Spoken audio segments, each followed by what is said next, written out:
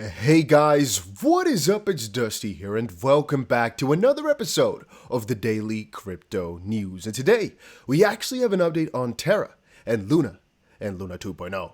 Again, guys, you all have asked me quite often over on Twitter, over in the YouTube comment section about what Terra this, what Terra that. So I'm giving you guys a quick little rundown of everything that's just recently gotten out. There's a couple of very important pieces, something very interesting. I bit my freaking tongue. You know what? I'm going to keep that in. Screw it. So there's a couple of really interesting things which happened to Terra just now that I want to share with you. Like, for example, the fact they're now complying to the request of the SEC regarding subpoenas. I need to watch out with pronouncing that word. Now, if you guys do hold any Luna or Terra, make sure you press that like button. The reason I'm saying that is because I noticed a lot of you guys are wondering about these updates, but whenever I do post them, I'm seeing not that many people press the like button on them, which showcases maybe we shouldn't do more of these. So please just comment down below whether or not you enjoy these updates, and then I'll know. So, there's Fat Man Terra, and he's been posting like crazy over on Twitter with all the latest news, with all the latest pieces, right? One of the things which has come up is the burn ideas, or all this about how to save the old Luna holders or whatnot. The Loon Classic crew, I support this proposal, and I hope it is enacted. Instead of burning 1.2% of every transaction, it'll burn 0.35% of each transaction's fee, with 0.15% going to the ecosystem developers. Great choice in my opinion. A slower burn, but way more sustainable. The 1.2% burn tax has technically already passed via governance, and validators should be implementing it, but since it wasn't a parliament change, it is not automatic. And I'm not sure what the status of that is. I'll post an update when I know more. And the reason for this is because, as it currently stands, please give me one reason as to why Luna Classic should be something you hold or interact with. There's no real reason to hold on to this old thing. So the fact there's also such a heavy burn is good for the people like this, but in reality, people think it's too much. The actual use case of the blockchain is going down drastically because it's way too high. At least that's what's been found out right now.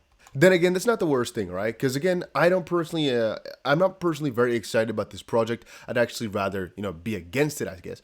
Do Kwon and Terraform Labs to comply with the SEC's investigation after losing appeal case. Do Kwon and Terraform Labs continue to face scrutiny from different authorities, with the latest examples coming from the US and South Korea. A recent court ruling has granted an application to the SEC to order Terraform Labs and the founder Do Kwon to comply with the agency's investigative subpoenas. Now again, this is for a couple of different reasons. One is about Mirror Protocol, where they actually offer these tokenized stocks, and the SEC is wondering, was there any fraud? Was there unregistered security sale?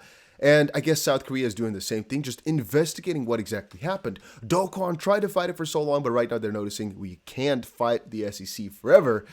Again, Ripple, of course, is going to win, but no, but just seriously, in all seriousness, you can't hide from them forever if you've lost this many people money. They will come for you, and even though his argument was, I'm not operating in the US, it's not me over there, people in the US lost a lot of money, and the US SEC doesn't like that, as they're here to protect. They're not always doing a good job, but it's at least what they were supposed to do. There's actually another very interesting piece that just came out. Terra's Do Kwon still refuses to release collateral logs following the $80 million pocketing scandal. There's a couple of different parts that are going about how employees have stolen lots of Bitcoin.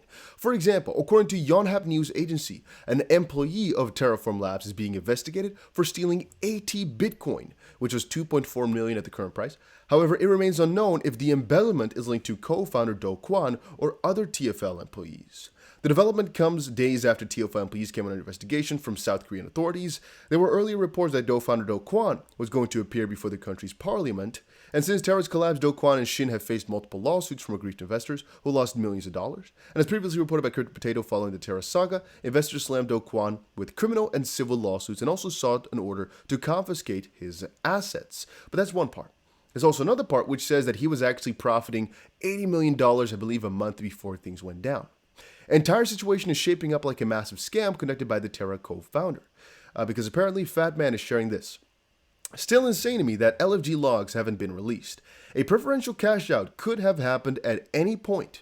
Do Kwon selling to himself, bailing out VCs, or even the cleaning up, market makes cleaning up UST on their own book. This is shaping up to be a $3 billion fraud case. We need to know what happened. And Do Kwon said a while ago, all but 313 Bitcoin was used to defend the US peg. And Fat Man was like, are there any plans to release the trade logs? Exactly like how you tried to defend it at what point? Do Kwon says, we don't control the trade logs of trading partners, granular trade execution. This is not how market maker arrangements typically operate, but the amount of UST LFG purchase maps to the amount of Bitcoin expended. And people are just wondering, like, hey, sounds cynical, but it feels like a cop-out. This isn't about the trade structure. Who were the market makers you work with? It's a proper question. Often this is shared information. Did they have any sway over the board? Which VCs were allowed to cash out their UST/Luna trenches if such a thing happened internally? Any logs? He says, no VCs were allowed to cash out anything, no backroom deals of any kind exist. We were trying to see if we can name counterparties in the trades, but confidentiality, yada, yada, yada, which makes some sense, but not everything, because in a situation like this, if they did not do anything wrong, if they really tried to defend it, I think every market maker would be kind of happy to showcase that they did everything in their power, but UST was just to, or I guess Terra was to blame for everything, instead of, hiding behind a little wall. And looking bad, because eventually it's going to be found out anyway through the court, right? We know this information is going to get public eventually. I think it's sometimes best to just come out of it, specifically for the market maker side. Then again, maybe these market makers are also in the wrong, which is why they're not letting this information out. It depends. There's so many little caveats to this story. I've also been reading up over on Do Kwon's Twitter, and this is something which I honestly don't necessarily recommend you guys to do, because I'm not so sure what you're going to learn from him. The majority of people in the community say he's been lying in some way, shape, or form, or just plainly don't trust him anymore. And so I'm not exactly sure what you're going to fetch out of it, except for him saying, hey, we are looking into this and we're going to update you soon. Hey, we're looking into this and we're going to update you soon. All these allegations, well, we're going to update you soon. We're going to update you soon. We're going to update you soon. And as at this point, not exactly sure what you can do with that information. But yeah, this is by far the most important parts, the big fraud, the fact that the USSC is taking this very serious and is taking some very heavy steps, and I guess even more fraud, and then a couple of different proposals about the near future.